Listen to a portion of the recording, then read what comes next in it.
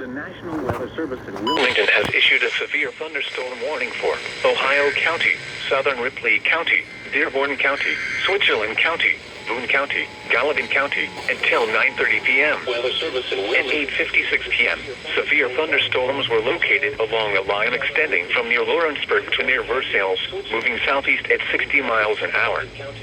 Hazard, 70 miles an hour wind gusts. Source, radar indicated. Impact, expect considerable tree damage. Damage is likely to mobile homes, roofs, and outbuildings.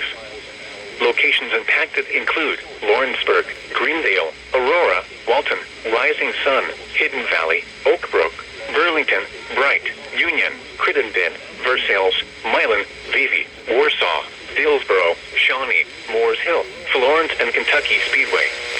This includes the following interstates: I-71 in Kentucky between mile markers 55 and 77. I-75 in Kentucky between mile markers 170 and 179.